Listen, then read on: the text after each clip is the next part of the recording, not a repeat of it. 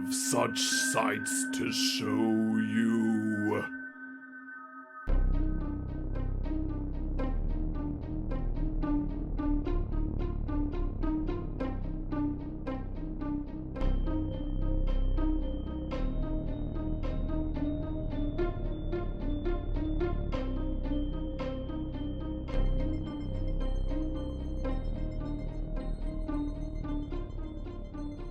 We're Poppin the Scary horror podcast here. I'm your host Coale, and with me as always I have my good friend and co-host Aaron.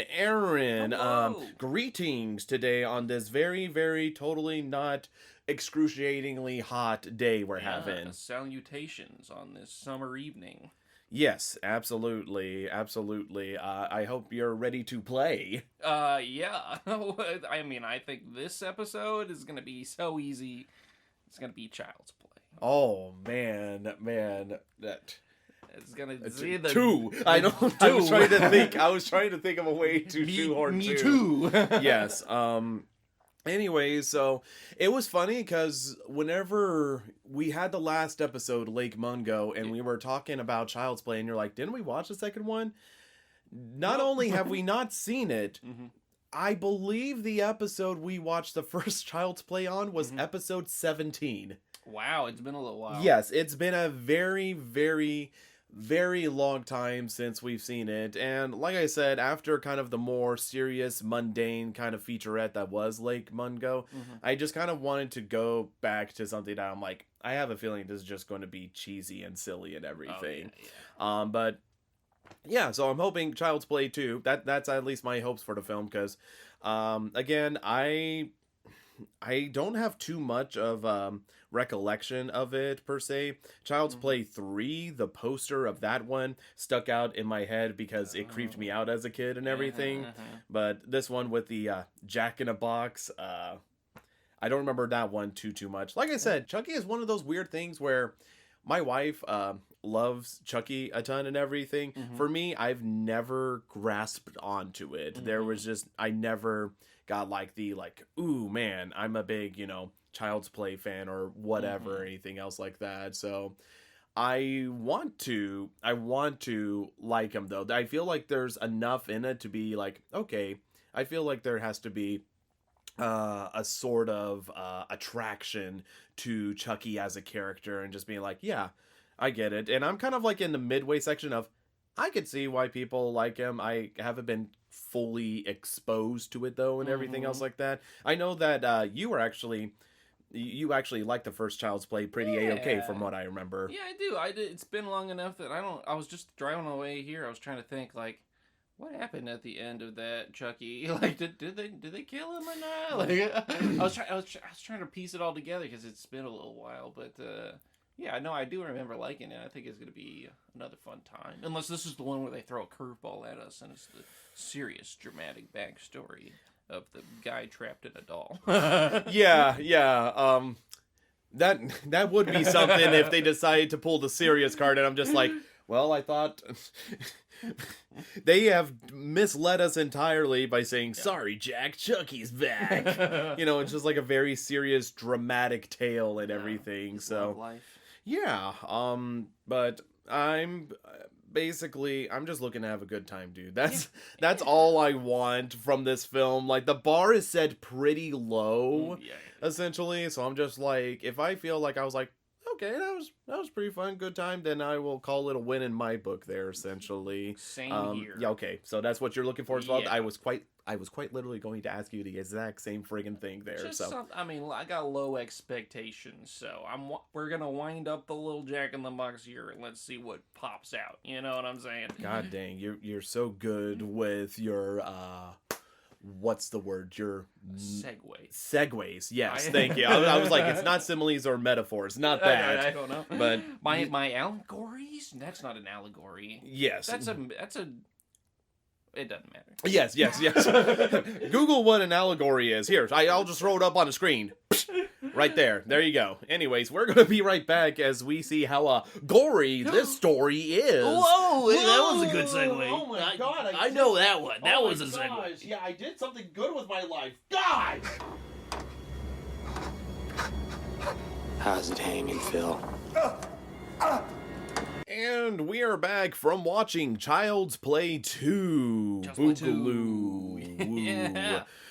So Aaron, Yeah. I guess the main question is, you have a good time? Yeah, it was a good time. Wow, I- you know, that's all I wanted, and that's what it delivered. It wasn't too serious about itself. The plot wasn't too complicated. It's about a doll that tries to take over the body of a kid and kill other people in the process. That's all it is. Yeah, I'm going to be honest. I think what you went through with Scream, I'm starting to go through with Child's Play. And I can't decide whether it's just because I'm getting into the vibe of it or anything else, because it does have a vibe. The first two films do. Sure does. Or if it's just the fact that this film is just like, okay, you know what the joke is. Right. Like, we're hitting it right out the gate. Yeah, it doesn't try to do anything too... Like, a lot of times sequels can fall into that trap of, like, well, now we gotta give it more. We gotta juice it up. We gotta do something. And then it turns out just they overcomplicate it, or they just give it... I don't know. They just do too much. But this one, I don't think you can accuse it of trying to do too much. I don't think... and I don't think it's kind of lost what it is. It is, at its core, about a serial killer trapped in a doll's body.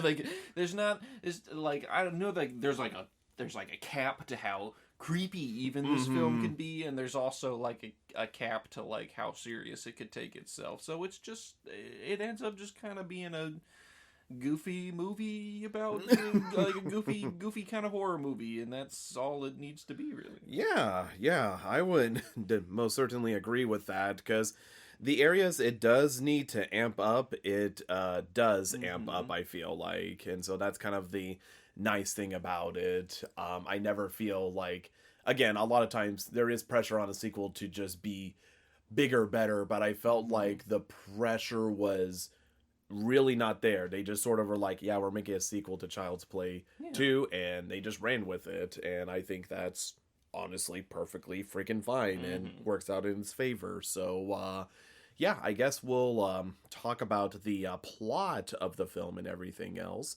So the plot of Child's Play 2, surprise surprise, takes place after the events of Child's Play 1, which again, always have to say this, we're probably going to be spoiling the first Child's Play, so if you don't want to be spoiled, probably shouldn't be listening, but that's beside the point. We pick up with Andy, who is in a foster care home because his mother was basically having a lot of psychological problems because, you know, having a killer doll that you brought your kid trying to kill everybody will have an effect on you. So because of that, Andy is adopted out to another family, but unfortunately for him, Charles, aka Chucky, is pretty much been built back up after his fiery demise from the first film, and he's still rocking and rolling with the first plan of trying to hunt him down so that way he could transfer his soul into Andy's body so that way he could be human again. True. And that's the plot, and I'm going to be completely honest, it is very straightforward, but it doesn't need to be complicated. No, like, not at all. you know, I mean, that's why the Friday the 13th has, for the most part, on this podcast been fairly consistent of just throw Jason in there and let's rock and roll, essentially. Get the killing going, yeah. Yeah. You think they were inspired by Pinocchio for this one? You think they were just like, what if Pinocchio, in order to be a real boy, had to kill a real boy? You know, it's funny that you say that, actually, because in the movie, one of the teachers is reading Pinocchio. Oh, hey. Yeah, so I think they probably also find sort of the irony in it, but then again, I think they're also playing up the lying aspect, because, again, without spoiling anything too much, people don't believe Andy again whenever he starts to see Chucky trying to kill him and everything. So I definitely feel like yeah, it could have a lot of influence there. Trying to become a real boy just has that good old Hollywood voodoo magic fascination that was definitely prevalent at the time. It's a good observation. Yeah. But yeah. So that's the story, and I really like, it's pretty basic and everything, and I I think it works out perfectly. Like, it's just, if it ain't broke, don't fix it. And True. they just literally are like, yep, he still has the same goal. Nothing has changed. He's just picking up where he last left off. And I think it works out really well. And it's one of those things with the story. I feel like I just ended up liking this story a ton more because the first one, I kind of already saw where we were going, but they just meandered a lot because they really played up the, ooh, is he really alive or not aspect there? Because, again, they were just trying to make Andy look like a bigger liar. And whenever it came to some of the kills in the first one, I honestly can't remember too many of them besides the babysitter flying out the window or that incredible kill in the car chase scene or whatever where the car flipped over 50 times. See, I don't even remember. Man. See, I think that's it anyways, because I remember being like, okay, this is like ridiculous, but I believe you. Yeah, like just the fact that like Chucky straight from the get-go is just like straight to killing and everything else. I really like that. Granted, I feel like the first one does what it needs to for the plot's sake, like following through the motions of seeing like Charles be like sucked into the toy essentially whenever he's in the middle of that heist or whatever, and sort of again really playing up the like, oh, I think something's wrong with Andy. Yeah. And in the first one they had to set up like a lot of the lore and stuff. Yeah, and they had to, you know, and this one they kind of just like gloss over a lot of that because they already did that in the first movie, so they don't even explain why he's like chanting in Latin and shit in parts of this movie.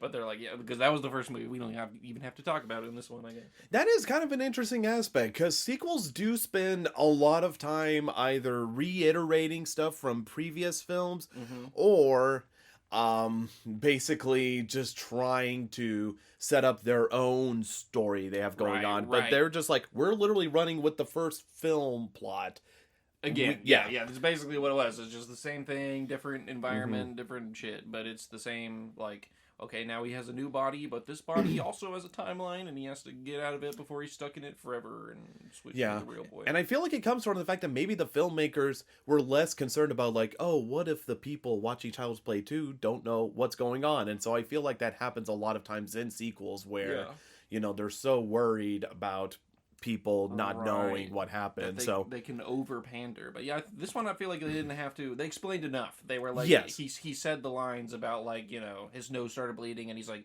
no, I'm running out of time in this body, I've got to get into his or whatever. And that's all you need is like a line where it's like, okay, I get it, because like nobody's like, okay, but really, how does this world work? You really got to build this up for me. Like, no, it's Killer Doll trying to kill child, the movie. Like, that's all you got. That's all you need. You know, we don't need anything too complicated. No, so whenever it gets to the point where he's hovering over him, chanting Latin, I know what's going on. He's trying to switch bodies with him. I get it. I can put it together. Yeah, but I give the filmmakers a lot of credit just keeping the plot like great. I mean, it's just like straight out the get-go, off to the races, and I think that's honestly for the best, and it works out to its benefit. Working on the characters here, let's talk about Andy, played once again by Alex Vincent, as I mentioned previously. And, you know, I remember thinking like he was like fairly hit or miss in the first one there, where there's like a couple lines like, okay, that was delivered well, and then other times I'm like, okay, that, you know, that's okay. And like I said, as we've talked about on this podcast, child acting is way more difficult than adult acting, because like literally they haven't even been on this planet for very long. So trying to get the art of acting and everything, I'm not going to hold them to the same standard as I would an adult actor and everything. And I feel like once again he does a decent job. There are some moments where I do believe him, and then other moments where I'm like, okay, like that's just him kind of reciting the lines he needs to from the script and everything, but it's never like too distracting. It's just done well enough and everything. So and the other thing is, I also don't mind sticking around him, because again, he is the main focal character, and a lot of times it's very hard to write for kid actors a lot of the time, because they try to make them believable as a kid, but then there's another times where it's just like they're insufferable and everything. Yeah. It's also hard to write for children because we're so far removed from that. So a lot of times they could try to put in like adult dialogue, and then a kid says it and they say it because it's their job to say it, and then it's like, a child would never say that. You know? Yes, exactly. So I feel like they do a good job, and Alex is solid as Yeah, Andy I coming think so back. too. Yeah, so I think what's important with kid actors is like not only can they act, but like basically it's like are they cute at the end of the day? Yes. Andy's a cute little kid, so like thumbs yeah. up from me. Yeah, I would agree with that. You do want to see him succeed in the end and not get possessed by a Chucky essentially Right. there. So I think that's obviously a good win at the end of the day, essentially. Moving on, we have the foster mom, Joanne, played by Jenny Agutter, and I feel like she also is perfectly good as well. I believe her that she's very sympathetic to Andy and everything else, and is just trying to be a good foster mom because they have another like foster kid that they're taking care of essentially. And she sets up a good dynamic against her husband to kind of be a little bit more on Andy's side and everything, be a little more sympathetic to the cause and everything. But it ends up being a good balance. Like I believe that they would be foster parents, and I will say that's about Child's Play. These characters, they are not very deeply written. They are kind of like Crystal Lake, sort of like there's not deep character levels. It's just like you know who this character is, and moving along. I do feel like they try to give enough context with the dialogue and stuff to like give an essence of humanity, a little extra struggle between the mom and the dad, where the dad's like a little hesitant about this kid, and the mom is like, "No, we have to love him," and he's like, is you talking about his trauma or your trauma? Like they try to slip in like little moments of like characterizing these two people, but ultimately, I feel like they are a little like one dimensional, but I think that's also in service to the fact that like this movie's about a doll killing people, like it's like like they're also not taking the character so seriously, where it's like, all right, we gotta have a moody scene about the struggle that this family's going through or whatever. It's just like, there's some like background, some passing dialogue to sort of set up a little tension in between doll stabbing scenes. Yeah, like it does enough to like where I feel like they're more than just targets waiting to be shot essentially. Right. But at the same point, it's not like a character piece that I'm just like, oh, I really like this. Although I did end up getting fairly like attached to one of the characters towards the end of the film, where I'm just like, I actually like this character. That's a good standout character. We're talking about Kyle. Yes.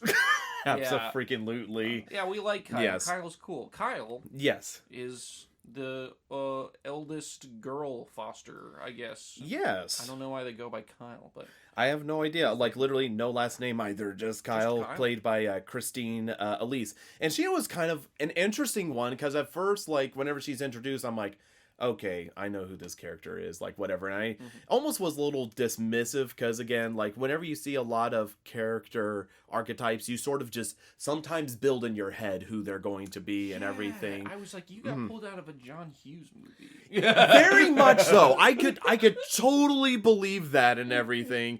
But she was really good. Yeah. I know we're, like, jumping to her directly, but I genuinely liked her character, and because there gets to a point in a film where all of a sudden she kind of becomes the focal point. Yeah. And whenever it happens, I'm just suddenly like, oh, wow, this actress is really good, and I'm also kind of attached to this character. Yeah. And it kind of took me away, because, like, she has, like, a couple of moments, because she's, like, the troubled kid, because, she's been from foster home to foster home, doesn't really have a good upbringing, essentially, smoking cigarettes in the bedroom, and sort of stuff like that. But I feel like, again, those characters are kind of difficult, because the script writers just make them way too unlikable with those sort of rebelliousness, but they do it just enough and then back up to show that, yeah, she still cares. She wants to find a good family, essentially, and she ends up being set up really nicely against Andy as two sort of misfit characters in this home. That, like, she's trying to teach Andy, like, you can't trust anyone but yourself. And then, of course, it evolves into, like, actually, sometimes you need to rely on someone.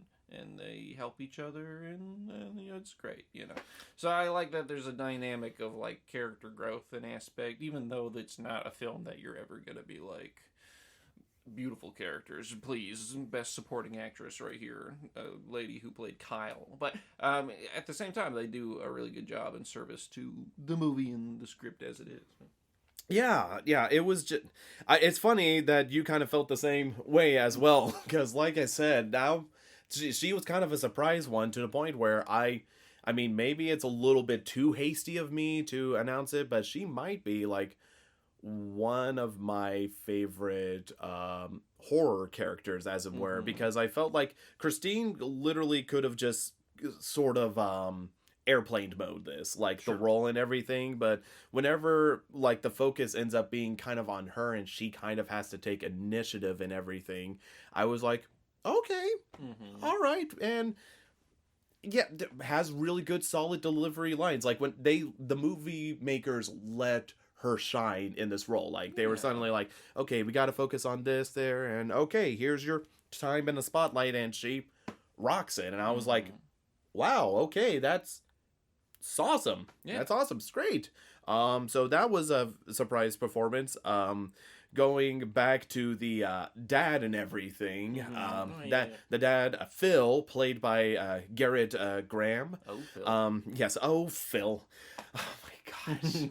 Oh man, I have to talk about line delivery that I absolutely loved in a film, but that's way in spoiler territory. But Phil is good kind of opposing, I guess, foil for the mom, essentially. Like, they're not completely at each other's throats there. They're both kind of the same, like, opinion of, like, yeah, we want to help, like, you know, raise kiddos, you know, who need our help and everything else. But they sort of just have different approaches to it. Whereas, you know, again, the mom is more empathetic.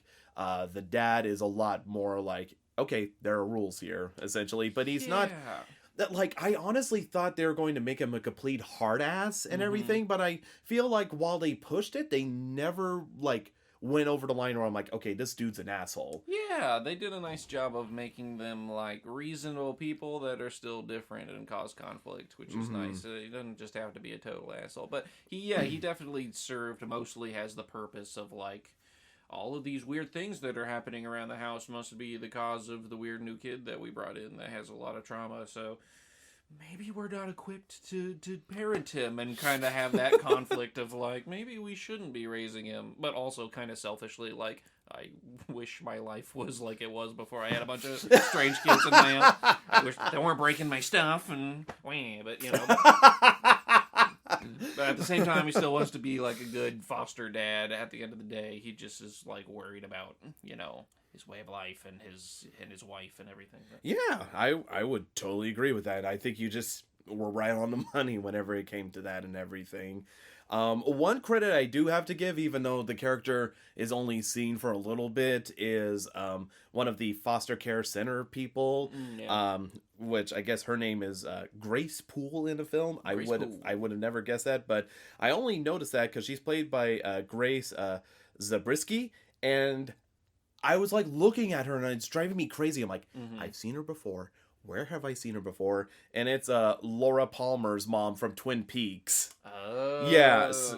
Yeah. And so it's very much a different performance because in that one, I guess spoiler alert for Twin Peaks, you know, a show that's been around for like 40 years essentially. She's freaking out a lot and is overly dramatic or underly dramatic because she's dealing with the trauma of losing her daughter. Whereas this one, she's just right in the middle of just like, yep, I'm just being nice, but you know, I also am trying to run an efficient sort of center going on and everything. So I felt like, I mean, I'm going to be completely honest, I'm only bringing her up because I'm like, oh, she's from Twin Peaks. Whoa. It's that lady. Whoa. She did look familiar. Yeah. What else she's been in. Yeah. I mean, God knows. Except IMDb. Wow. Too bad we don't have the internet. I know, right? Speaking of lists, the next listing on IMDb that I'm looking at. Yeah. That and the final main dude I want to talk about is Chucky, played by well, I guess it's not so much played as it is voiced by Brad Dourif.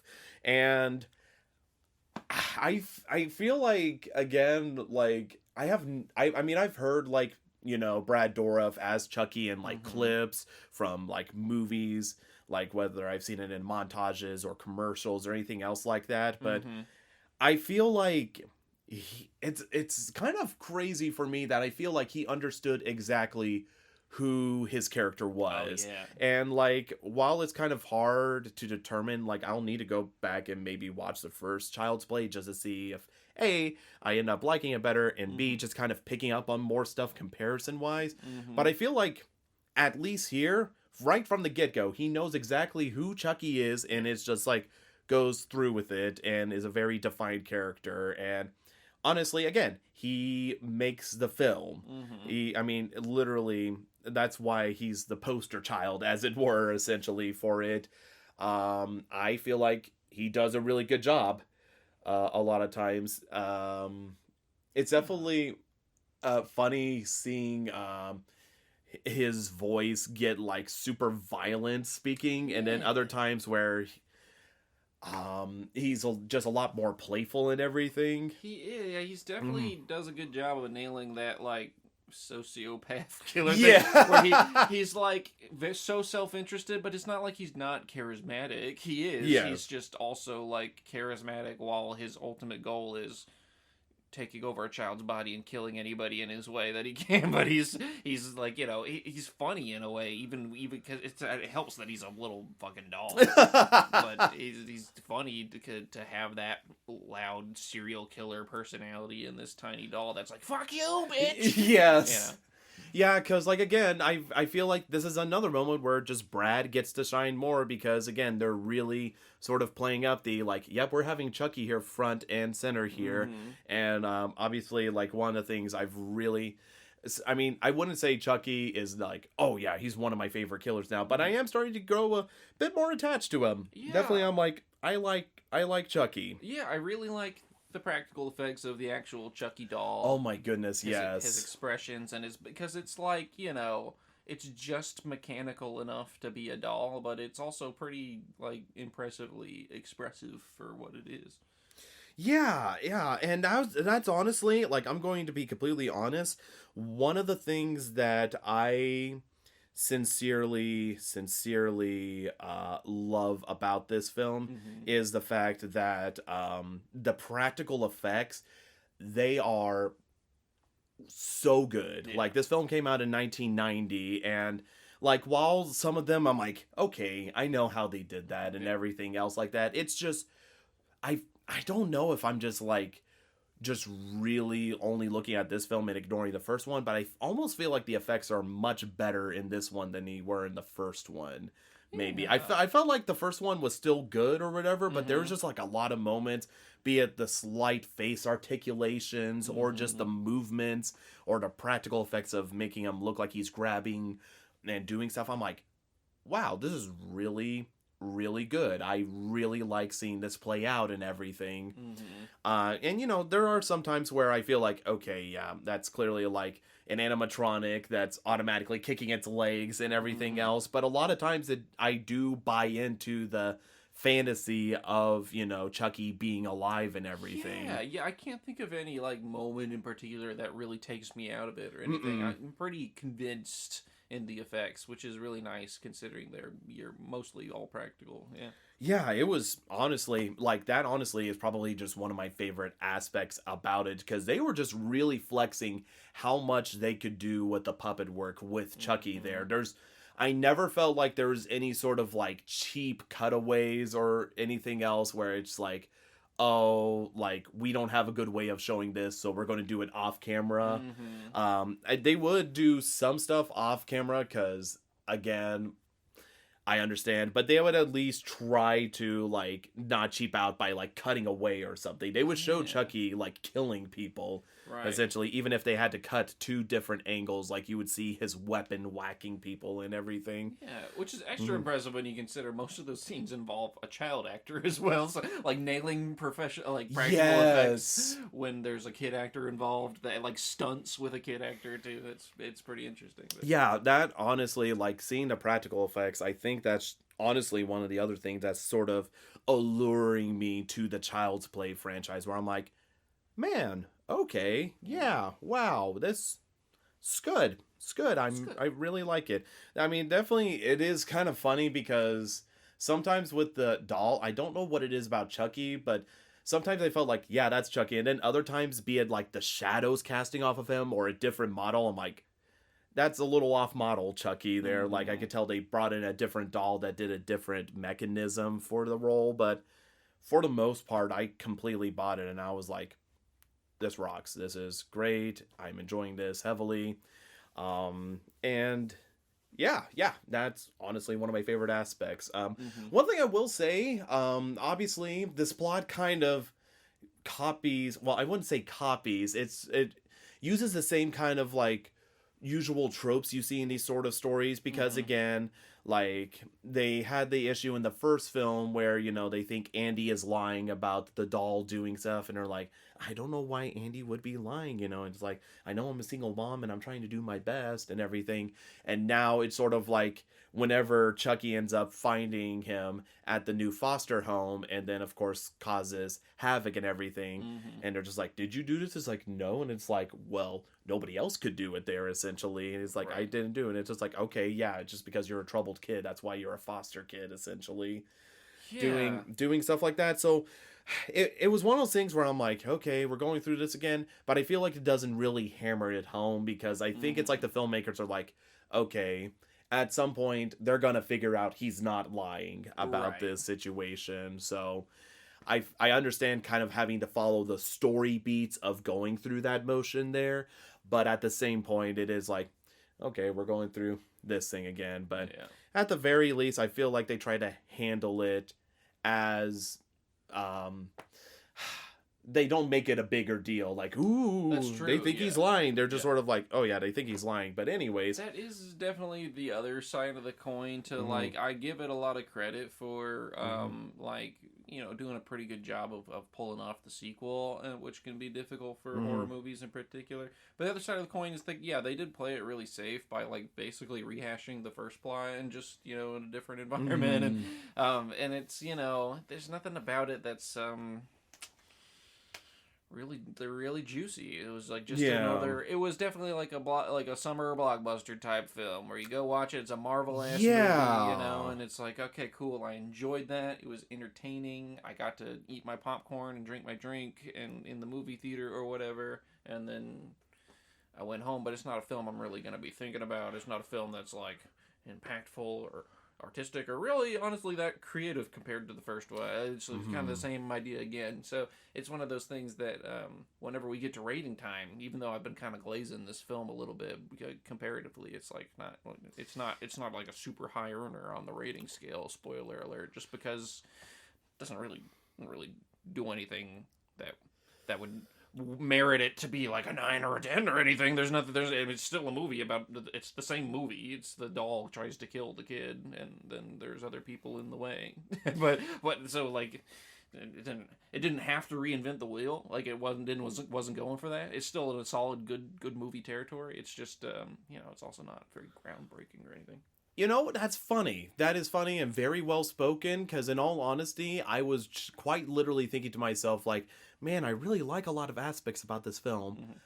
Why am I not, like, what is holding me back from just being over the moon about it? Right, because what it was trying to do, it did really well. It understood its limits, a little bit of being, but it still puts a pretty low ceiling on what it can be. And even though I feel like it hit that ceiling, which is awesome, it's, you know, it hit what it was trying to be, that ceiling still is not reaching into, you know, 8, 9, 10 territory for me. But yeah, that's totally, completely, and utterly fair, because that's the thing, like, there is like a lot I enjoyed about it there, but at the same point, while I am sort of like, okay, I'm starting to get a little bit attached to the Child's Play franchise, it's not making me go quite as crazy over where I was just like, oh my goodness, wow.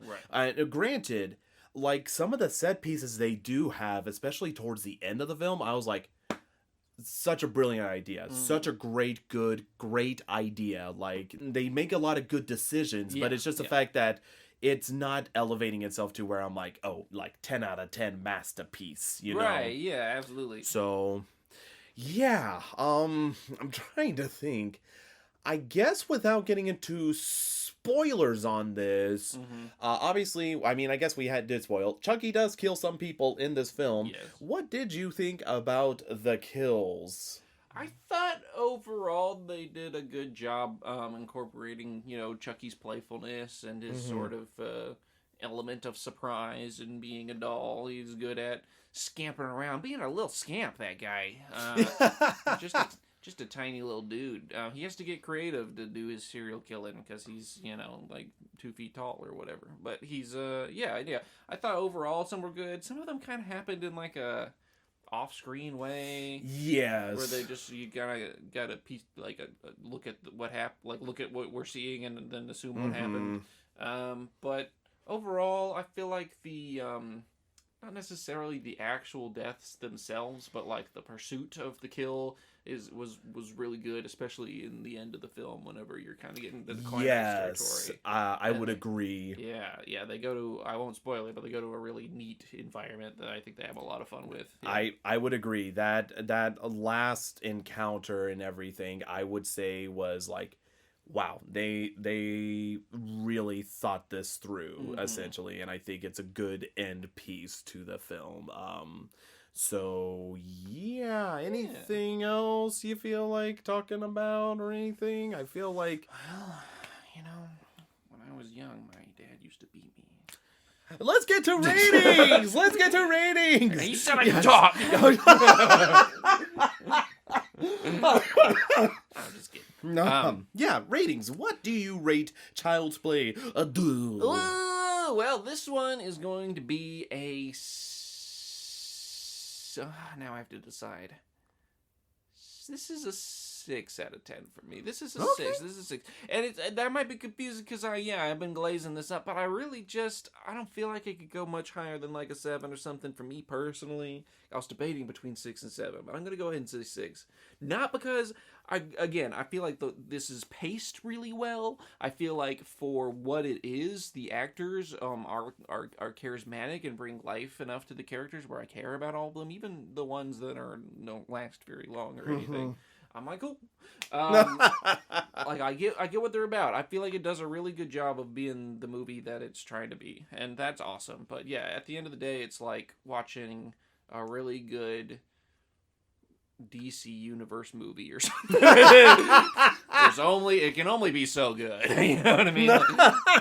Like this. I was gonna say Marvel, but I guess it's like, this is the best Marvel movie. Like this is the best Iron Man or whatever. It's like, it's pretty good, but it still kind of followed that formula. So even though it did a really good job within the formula that it was going for, it's still for me, when I try to rate things on like an artistic scale or whatever, it's like, it's just never gonna really go beyond. It doesn't do anything that's really new in the genre, honestly. It just does the fun idea that the first film already did in a nice, succinct, fun way. So if all you're looking for is mindless entertainment, then this is great. Perfect. And there's nothing wrong with that. It's just, I just don't think, just wouldn't feel comfortable rating it super duper high because it's not amazing. I'm probably not gonna even remember most of the details about this movie in a year. Well,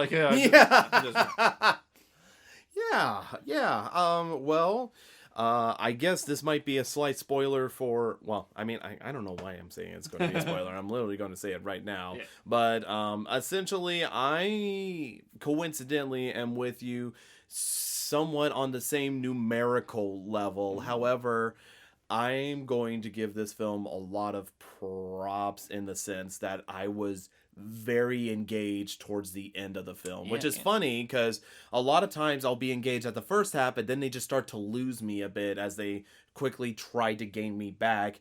But this one was like a sort of like, a crescendo, as it were, just sort of like, okay, yeah, all right.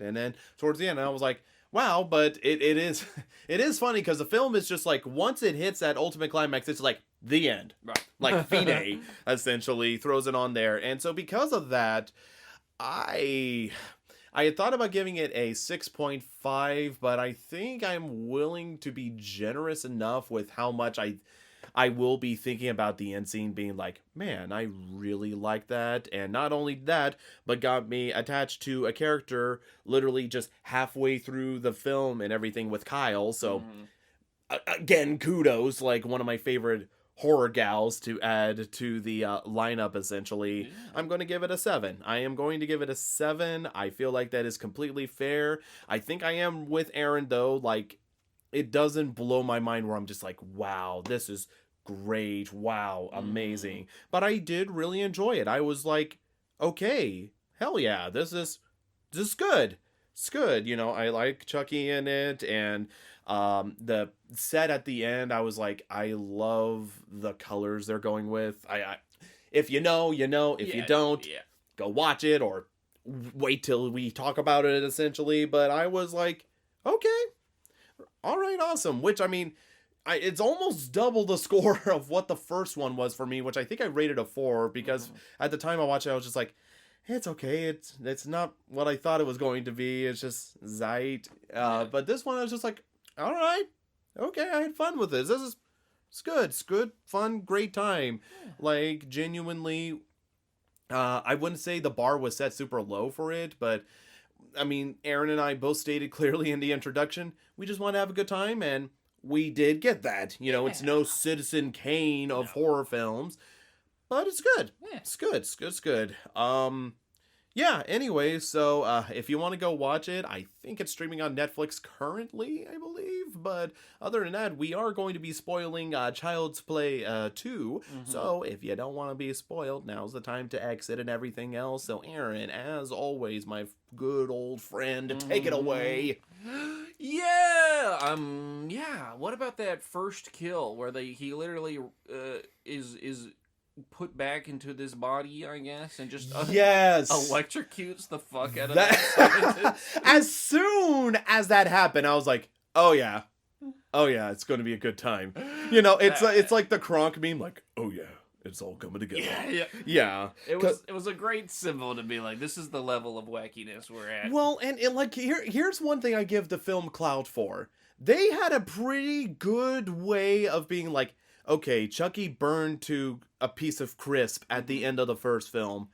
How do we fix his body? Right. Essentially. And they honestly, like, had a pretty good reason. Basically, the company is able to grab the doll and fix it because they're like, people are freaking out about the doll potentially going rogue and killing people. So we need to show that it's a normal doll, that it's totally just mass hysteria going on their part, and the doll is perfectly fine. And so they just start rebuilding it. And I'm like, you know what? That makes pretty good sense. Don't know why he needed to put it together instead of checking the chip there, but you know, it's fine. And I just do. Yeah, that whole scene whenever they're trying to put in like the new set of eyes and it stops and the guy tries to fix it and the eyes go in and Chucky's eyes just glow red and electrocutes the machine and the man operating it as he flies back. Like literally they had a stuntman clearly doing a backflip through the window and it's just fantastic. Like over the top, flying over, and he has like just dead on the floor, bloody face, and I'm like, all right, you have my attention, Child's Play 2. You have my attention, good sir. And I do love that it's all in the context of like this, you know, little weaselly corporate underling guy is like trying to convince his hard ass boss that like, look, this is good news. Like, look, we're rebuilding the doll and it's fine. It's gonna be normal. It's a normal doll. And then just the scientist flies through the window and the guy's like, I'm not happy about this. Get rid of that doll. Yeah, he's like the boss is just like, this is stupid. Yeah. Get rid of it. Like, we will just deal with the usual PR stuff, essentially. Right. And then this Weasley lawyer is just stuck with this doll, essentially. Which I do love how they set up, like, okay, how do we get Chucky into the car? And they have it filled with, like, toys and everything, just working for this factory. And then he's just like, whatever, and throws it in the back seat. And I do have fun with the first kill, because essentially... Is it bad almost? I didn't think about how Chucky could get a gun. I was just like, the lawyer probably has a gun in the car, because why not? Right. But I I feel like there's just a lot of smart decisions the filmmakers do script wise with like, okay, how is Chucky going to get fixed? How is Chucky going to get out of the situation? How is Chucky going to be able to find Andy? Like, they do a pretty bang up job essentially with that. And I do love Chucky using the car telephone and everything. Yeah. I will say, Child's Play 2, I'm just going to have to criticize you for just 1 second. How easy it was for them just to give information about Andy as a foster kid away with no checks, like, who the hell are you? Can I see some credentials? They're just like, oh no, he's not here anymore. Yeah, especially considering the mysterious circumstances around the violence that happened to him previously, because they don't believe that the doll did it, so there must have been some serial killer or whatever. And then they're like, yeah, you're his uncle named Chucky? Great, yeah, this is where he lives. yeah, so that's very minute, though. It just serves as funny, just having sort of that car telephone there. Right. And I do love that, it's just because the lawyer's getting out to try to grab some liquor, and so that allows Chucky to sort of get the call, and then whenever it comes to basically holding him at gunpoint at the time, is pretty great, essentially. And I love that the lawyer just doesn't question it, like, oh my god, a talkie doll. He's just like, oh my god, I'm going to die. Right. He's like, whatever you want, man, I got it. Yeah. I don't have cash on me. I've got my gold card. Oh my god, flexing the gold card. Oh my gosh. And I do love the way that Chucky ends up, like, killing the lawyer essentially by having like his hands tied with like jump rope, because again, toys in the car and everything. And basically like Chucky screws with him, like, and makes him feel like he's going to pull the trigger, but once he does, it's actually like a water gun. And so you think like that's going to be the end of it, but then you just see a bag slip over the guy's head and Chucky's just pulling back. And that is one thing I do love about Brad Dourif's performance. Chucky, he does a great laugh with like the he's a little trickster, isn't he? Yes, yeah. I'm like, yeah, Brad Dourif like clearly loves the role of Chucky and just knows exactly who they are and just rocks and rolls with it essentially. So I'm like, major kudos there. But yeah, like it's one of the stupid things that I don't know why I started laughing at this, but whenever they had Andy carrying around that suitcase that's just comedically big compared to his tiny stature, and he's the one that just has to lug it around. I don't know why, I just found that so funny. Essentially, I'm just like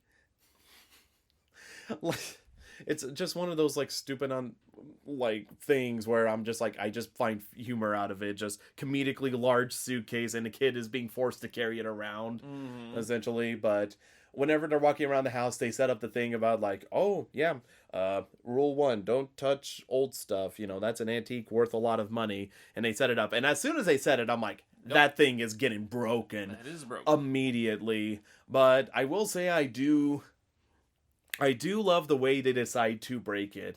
It's not just merely Chucky just being like, oh, I'm going to come in and break it. Because, there's clearly some plans Chucky has about, like, I'm going to make Andy look crazy once again. Like, he's the one doing all this. But it just comes at a perfect time where, coincidentally, the foster parents, whenever Andy's looking through the room, have a good guy doll. And then they're just like, oh, crap, yeah, let's get rid of that. Except we'll leave it on the stairs. Yeah, because we don't know what to do with toys that shouldn't be in a house. Right. just throw it away.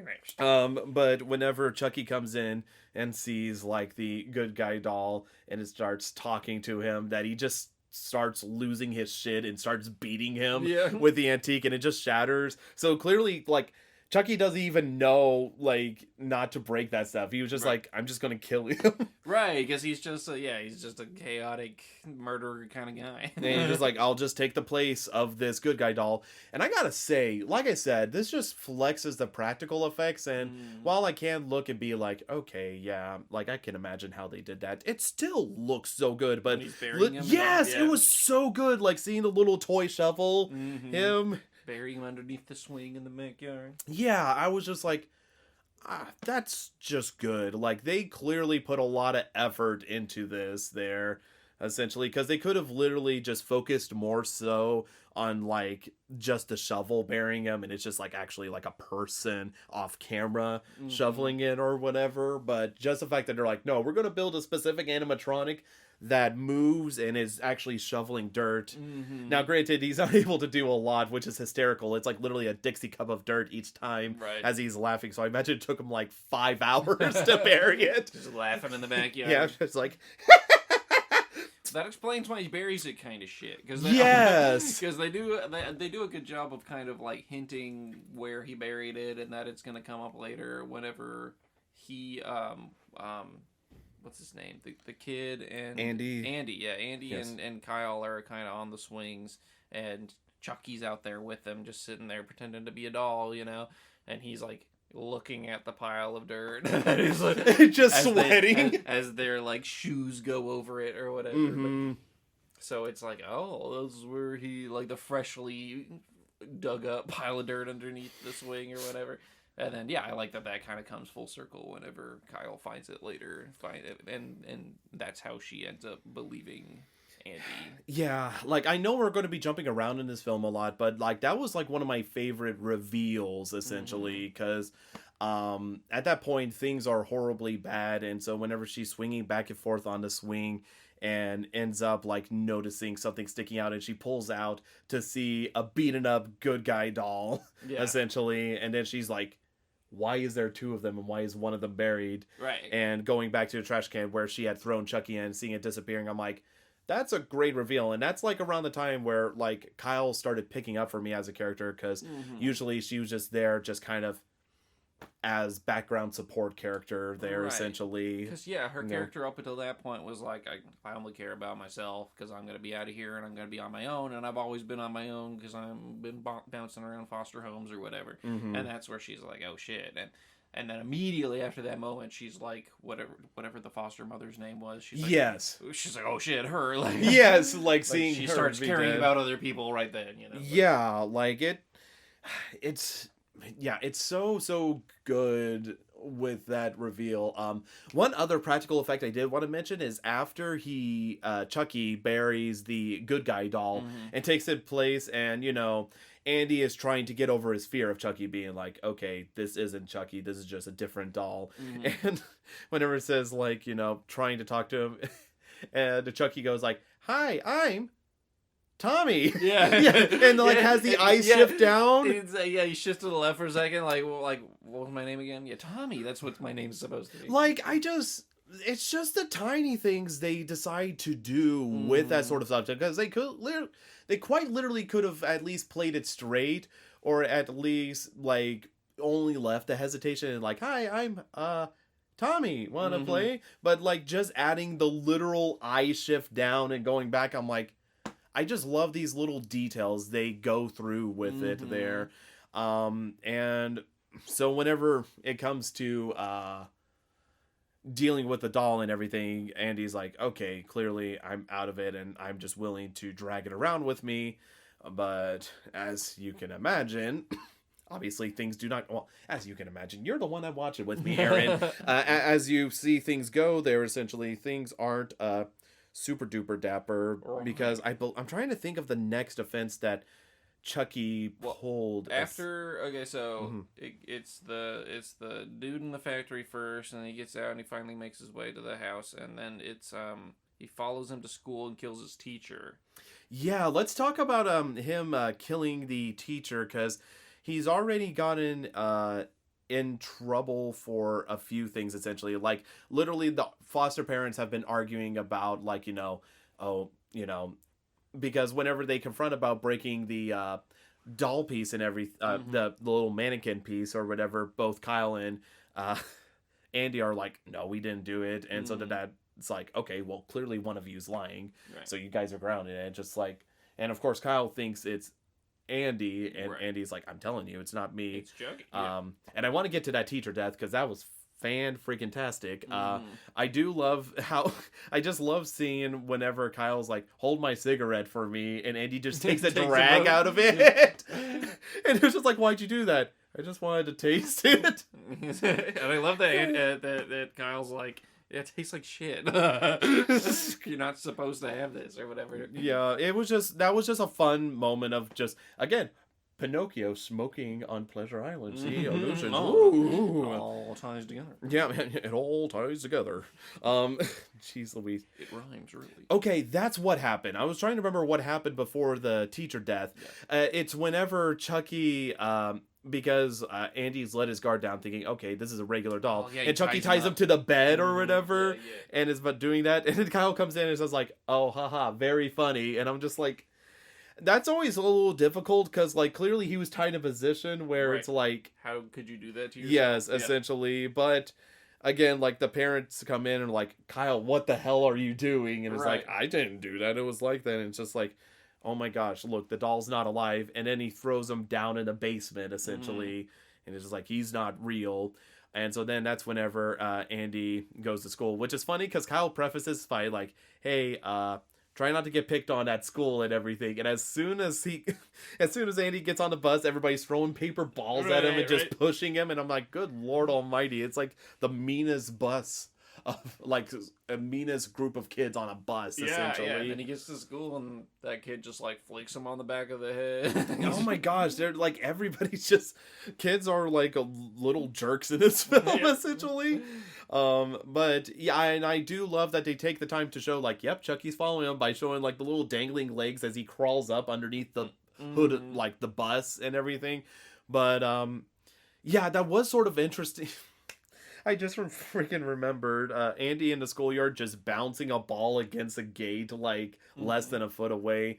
Whenever Chucky was looking through the papers, I was like, okay, what is he planning on doing? Is he trying to find Andy or something like that? But no, apparently the thing is as soon as the teacher got done reading a thing of Pinocchio and that little shit was being a punk to Andy, and that teacher is giving no time of day to Andy. It's like, well, you're the new student, so you're the problem. And it's just like, good Lord Almighty. Like, and I think it works out fine just having her be the biggest jerk, essentially. Right. It's sort of like slasher mentality of like, you just set up somebody to be a huge jerk, so that way the kill is the ultimate payoff. But I do think it's funny, the setup where essentially... Oh my gosh, like, basically Chucky's plan is to write, fuck you, bitch, on the homework, essentially, and she's like, oh, unbelievable, how dare you? And he's like, I didn't do that. And it's like, well, who did that? Yeah, and then he's like looking at the doll, and she's like, you're not playing with this doll, and like throws it in the closet and locks it, and then locks him down in the room. He's just like, heads down, and I'm like, oh my gosh, this teacher's insufferable. But again, I know that was the point. But I do love that, like, Chucky is basically just trying to break out of the door, screaming at Andy, and then Andy is trying to get out, and his little stature trying to break through a door and stuff is just so funny until he's just like, I'm climbing out the window. Right. And so whenever the teacher ends up coming back, seeing that it's gone and seeing the door rattle, which I was surprised that Chucky continued to rattle the door, but I guess maybe he didn't know that Andy had slipped out by then until then. He becomes quiet whenever she starts like yelling at the door and is like, Andy, open this up right now or whatever. Like, he stops trying to open it and then goes to hide or whatever. Yeah, but I will say the kill leading up to it, they really pandered on the suspense. Like, oh, where is he? Where is he? Yeah, dude, they gave like 4 gotchas where she was like, oh, not here. Oh, not here. And music's like,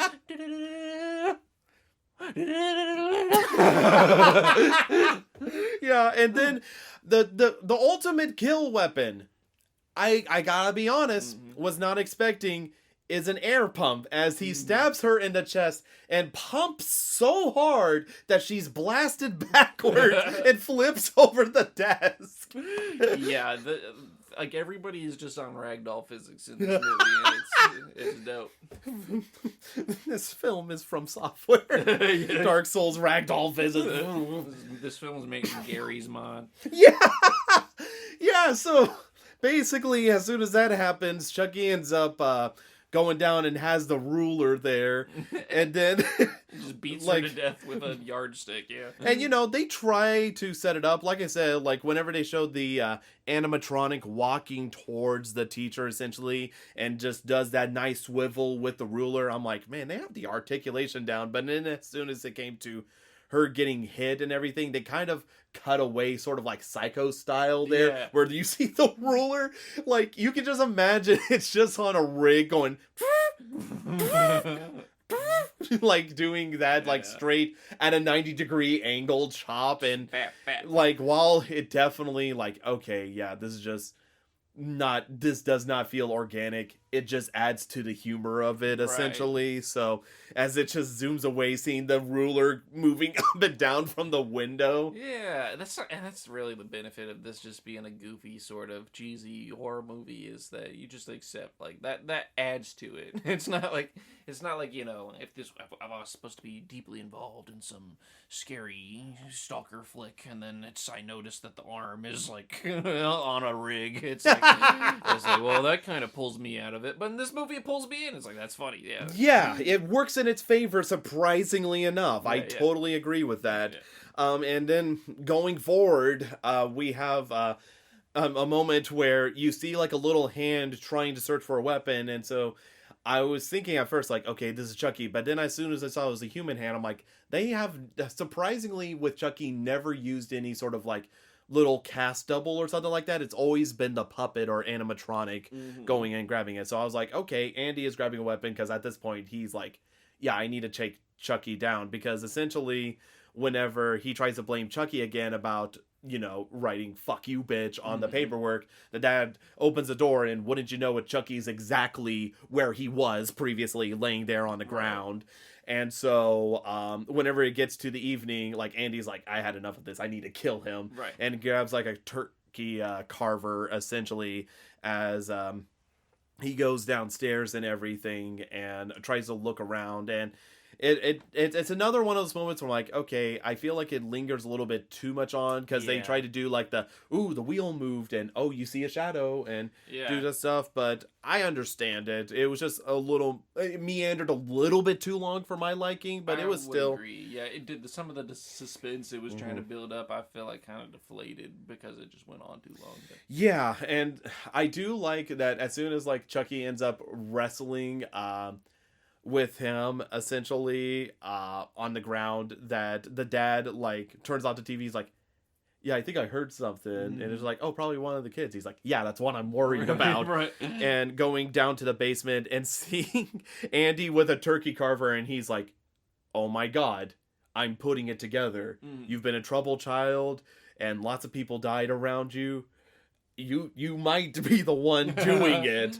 And so he's like trying to be rational about it, like, hey, let's just talk about this. Let's calm down. Put down the knife. And he's like, but I need it for Chucky. And he's like, just put down the knife. Yeah, like, I felt like he could have just been like a raging a-hole or something, like, what the hell are you doing, going down. But he was just like genuinely like, okay, this child might actually be the one killing people at this point with how troubled he is. But as soon as it was going down, I was really surprised with the way Chucky took out Phil, essentially, because I thought it was going to be like stabbing through the foot or something like that. But no, Chucky just hooks his ankle as he falls through a railing and hangs upside down. And I don't know why, but Chucky just has a perfect line delivery of like, nice to see you drop in, Phil. Or like something like that. And then just lets go of the hook, and Phil just falls on his head and snaps his neck. And I was like, oh my God. He just gets $1 million babied. Yeah, it was just a moment where it's just like, oh, that's like the most grounded kill. Just straight on the neck there. And then, of course, the mom and Kyle come down, and the mom, understandably so, is freaking out, essentially. Because at this point, her husband tried to warn her, like, hey, I don't have good feelings about Andy. I think we need to take him back to the foster center. And she's like, no, it's fine. We need to give him a chance and everything. And then she feels like he's the one that basically took her husband's life there, essentially. And, she's dealing with grief of losing her husband. So it's completely understandable about where she's coming from. And so by that point, about why they would be like, we didn't have this bad stuff happening here till you came. You're clearly the problem. Get out, essentially. And whenever the foster care center, Laura Palmer's mom, as it were, I can't remember her name, Grace, I think. Anyways, comes to pick her up. I do also like that Kyle is sort of at a middle ground where she's really sad about like, oh my god, like this foster dad I had died, which again, like they did a good job to make it believable where he wasn't a complete like raging jerk essentially there. But with her, she's just sort of at a middle ground of like, this is a really messed up situation. I don't want to believe you did this, but I feel like you did. Right. But she doesn't even say anything. She's just sort of like, I'll handle getting rid of Andy essentially. And she doesn't, she comes at it from a cool place where it's not overly sympathetic, where it's like, oh Andy, I believe you and I'm sorry. It's just sort of like a, I don't know what's going on right now, essentially. Right. So then as soon as they shins it away, that's the swing happens, finding the body, which is a great reveal. I will say the mom's death was probably the least inspired one, I would say. Because I thought it was going to be a lot more crazy, because you've seen her sewing stuff throughout the film and everything, and you hear like the sewing machine going on. I'm like, oh, it must be pretty messed up. But no, she just basically got like choked out by fabric she was sewing earlier, and it's just like, yeah, okay. Yeah, I thought like her hand was gonna be. That's what I thought too. Yeah, like, because there is like a slow reveal there. It's kind of like, here's the machine. And she like opens the door and she's like leaned over the machine. And it's like. So I thought it was gonna be something like that, but yeah, no, it was a little phoned in, I guess. Yeah, tame. Yeah, I would say that, but. It does lead to a moment where Chucky just rips open from the sheets, because essentially Kyle has like a hunting knife as a weapon that she got from the closet there, because at that point she realized, okay, something messed up is going on. Like all the stuff is clicking in her head with Andy's persistence of like the doll's alive essentially. And so the fight overall, I did find funny, just her just bashing the little doll against the wall essentially. And then as soon as she drops the knife and she tries to grab you just see a little hand just go like grab it. And she's like beating him with a upside down lamp, like. Oh my gosh. Yeah, it's just like fun moments like that. I will say Chucky has a hell of a grip though to trip her up to where she falls backwards there. Grabs her ankle, just trips her, yeah. Yeah, and it's like, all right. But it does end up being, I don't know why I find it funny whenever Chucky holds people hostage, just like a little doll, essentially. So whenever he's having her follow Andy to the foster center, it's just funny. And again, her face is just, it's sort of like she's kind of scared, but also just really annoyed about the situation. Right, yeah. I'm just like, I can't believe I'm having to deal with this talking like doll. Murderous doll, yeah.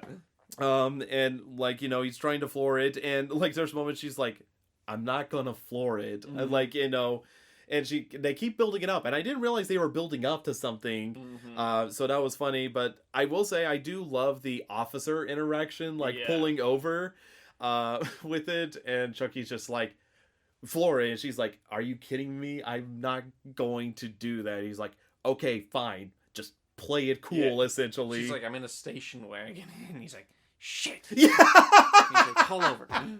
Oh my gosh, man, I'm so glad you added that extra layer of context. It's just the film, like whenever it hits and everything. So that's like the nice thing about it. But I do love her interaction, because again, like Christine as Kyle essentially just does a good job just looking solemn and just like, I can't believe I'm being held hostage by a murderous doll. And whenever it comes to talking to the state trooper or whatever, he's like, oh, it's one of those good dang dolls. Hey, what's his name? And I was expecting like Chucky to go into like the good guy voice, but he was just like, Chucky. Like, he's just, wow, isn't that something?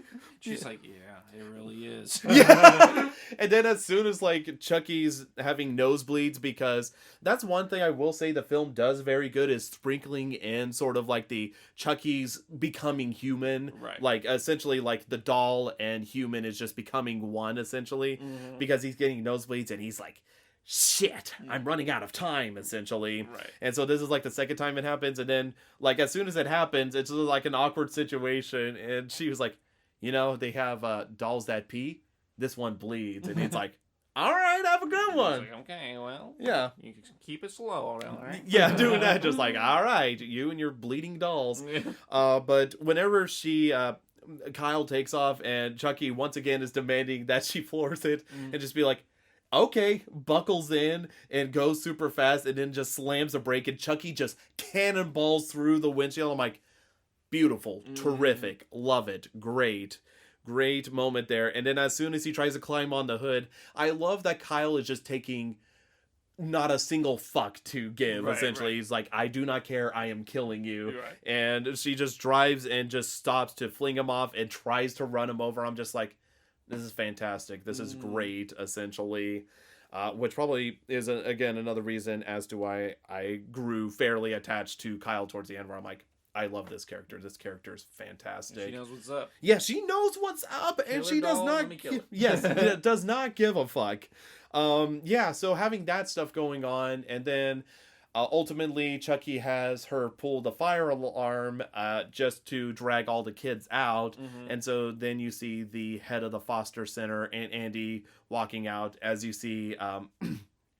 Chucky, I love the way they set up the knife, like being held up to the back of her neck, essentially, Right. holding it. And I love the line, like, "Are you the one doing this?" And she's like, "He did it." And I just love the parallel, essentially, because Andy's been saying that the entire time, and now it's her turn to say it. And I was like, great, perfect. And then I love, again, the head of the foster center is just like, yeah, okay, we're talking about this right now because you've also been a problem person.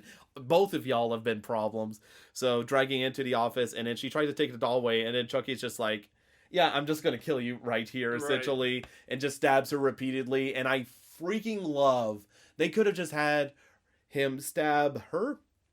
No, not only that, she got stabbed, falls on the copier machine, and is making copies of her bleeding face there, essentially, as she falls over. I'm just like, that's just great. It's just like the little extra sprinkles, as it were, there. Every kill just gets brought to the maximum from just whatever the environment is, which is great. It's not even necessarily the kill itself. It's like electrocuted, sure, but then he flies through the window.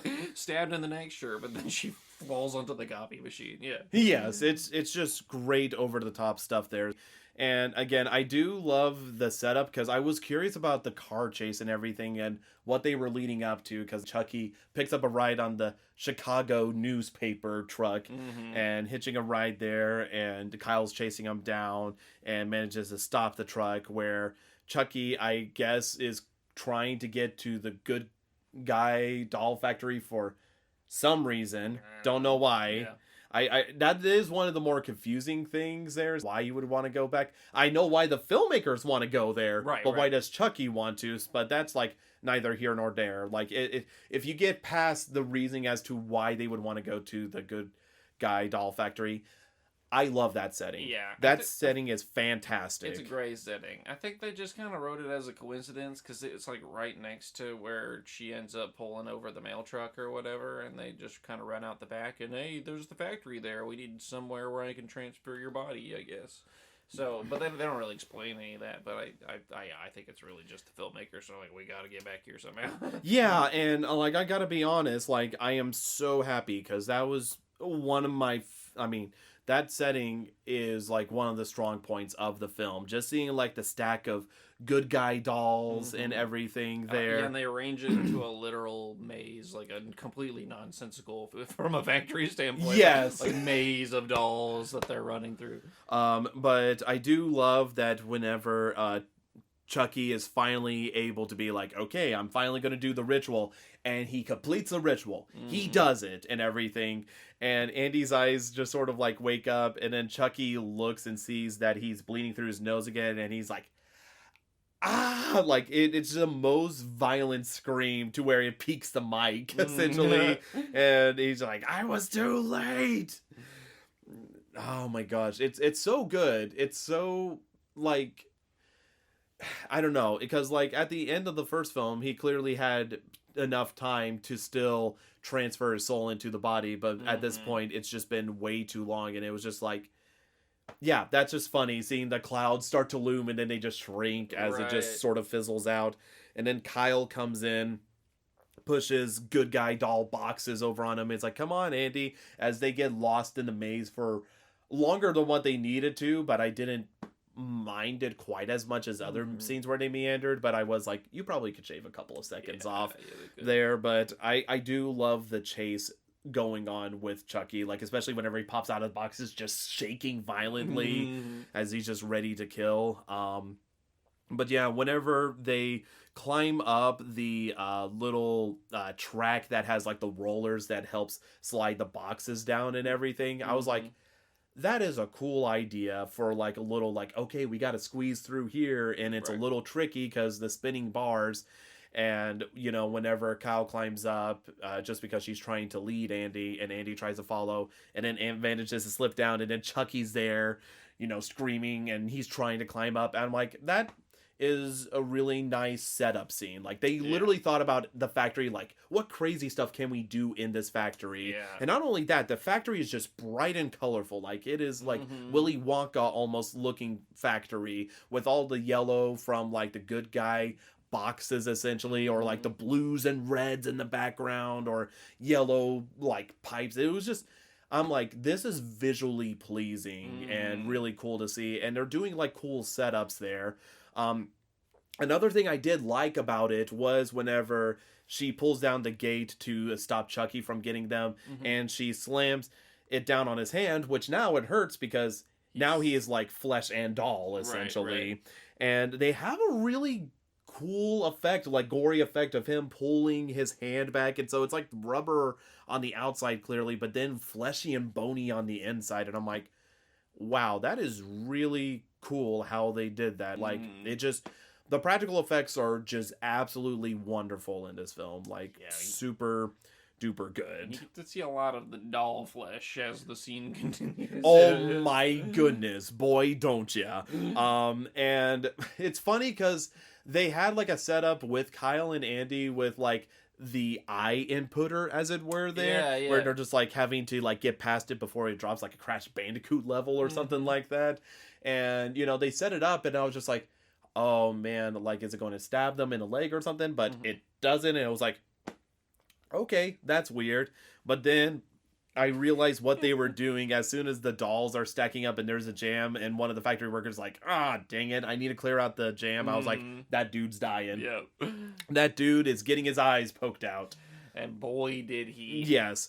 And it's funny because in the meanwhile, Chucky is like, well, I don't have a hand. What do I do now? I'm going to rip the hilt off this blade and just insert it, so that way I still have a free hand. Did an Evil Dead 2. Yes, very much Evil Dead 2 there. Just... It's the same level of ridiculous. And it's super painful, though, just imagining stabbing a blade into your open flesh, essentially. Right.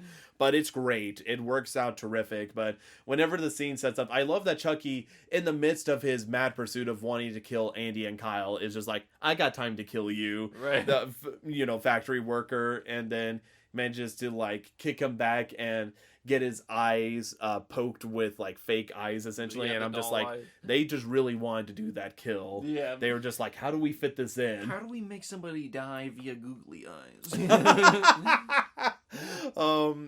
And so then it ends up with Kyle and Andy is at another part where they're basically where they build the doll, as it were, like the plastic bits and everything. They like mesh them together. Yes. Feed it together, yes. They find out like if they go backwards, then it does it again and just messes it up. Which again, as soon as it happened, I'm like, that's how Chucky's dying. Right. Yeah, as soon as I saw that part of the conveyor belt, I was like, yeah, they're going to smoosh him in there. I will say it is very impractical, but hysterical, that Chucky's main way of getting back at them is using the dead body he just obtained to basically be like a wrecking ball, knocking Kyle over. It reminded me so much. Have you seen that? There's a video of like, there's like some zipline ass stuff you can do in like a main event or whatever, in like a series. And there's a video I've seen of a guy that's flying down one of those, just ragdolling. I will have to look that up. That's what it looks like. That's exactly what it reminded me of.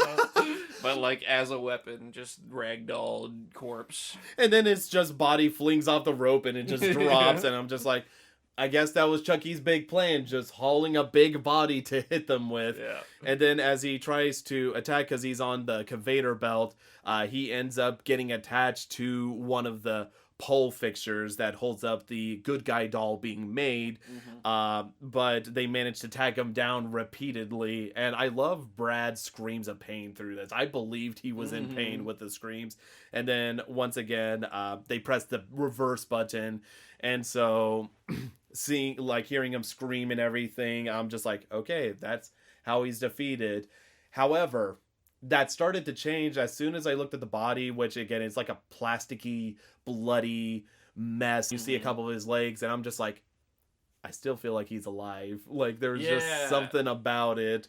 Like, I thought at first, like, okay, wow, that's how they killed him there. I thought he just, like, was gonna possess the factory or something. Oh my god, that'd be so wacky. Well, yeah, because they showed all the blood, and then, that was whenever the corpse swung by, and I was like, oh man, is his, like, soul, like, now, like, imbued in the machine or something? Oh my gosh, goes in the machine, that'd be crazy. And then just the factory's trying to kill them, that'd be nuts. But no, I guess he just got out and controlled that or whatever. Yeah, and again... That's how he knocks out Coale, I think. That's what it was, yes. Okay, so that's whenever the swinging body comes in, is after the first psych, death thing. Because the first time he swings by, he's just literally on the conveyor belt, like, hey guys! Right. Oh no! And he, hits Coale onto the conveyor belt or something, and then she starts slowly inching up towards the big melty limb zone. Yes, that's exactly what happened. You're right, yeah. And so you're like, oh man... needs to make it, which I do love that Chucky is like literally like he lost both his legs trying to get out, as it were, and he's and I love the blood on the floor of him dragging, and then you see him on that little rolling platform there as he's moving his one good hand like I'm going to kill you, Andy. And then of course they get up to like the hot melted plastic thing, and Andy is just at this point just doesn't care at all. No. I mean, he didn't care already, as it were, but this is like he just smiles that he turns a valve, and then Chucky's like like just melting. Yeah, just gets splattered with molten plastic. And then Andy just coincidentally manages to save Coale as she like bends up forward there, avoiding the sort of like sliding doors that would have like cut off her torso, maybe, depending how strong it was. Would have caused an OSHA incident for sure. Oh yeah, for sure. And so then you think like that's like it looks even worse because it's whenever they look at Chucky's body and it's just like a big melted plastic lump there. I was like, I don't think he's dead. And then psych, nope, he's not dead. And then like I kept seeing they had like that air noodle going doing that, and I was like, I don't know why that's there. And then as soon as he came up, I'm like, no, don't tell me. And Coale just sticks it in his mouth and causes his head to inflate and just explode. Yeah, and like a plasticky but also bloody chunks everywhere, all over them. Yeah, it was definitely just an over-the-top thing where I don't know if they thought this would truly be the last one, but they were just really like, let's kill Chucky. Absolute destruction. Like, and they don't give like any like sort of like, oh, he's back or whatever. I even surfed to the end of the credits. No, they were just pretty much like, yeah, let's just say he's dead for the sake of being dead in case we don't come out with 5 more films and TV series. Right. But I do love it because again, I'm expecting like sort of like the resolution showing or something like that. But no, it just literally shows Coale and Andy walking out of the factory. It's like, let's go home, Andy. It's like, where's home? I don't know. Yes. The credits roll. Yes, and in credits roll, it was the funniest way to end the film. And you see the good guy doll just waving hi, bye. I was like, that's fantastic. Yeah, fantastic. And just I'm sure bam. They were just sitting in the writer's room and they wrote everything up to that point, and they're like, how do we end it? And they're just scratching their head, and suddenly he's just like, yeah, fuck it. Yeah, like this is it. Let's go to lunch. Like, yes, like this is where the good ideas have run out. Right. Like this is like, all right, we're done. We don't need some shit after this to like wrap up the feel good story, and then Andy gets reunited with his mom, and put in a nice, loving foster home. Or like, no, we don't need any of that shit. They're just gonna walk out and then credits roll. All right.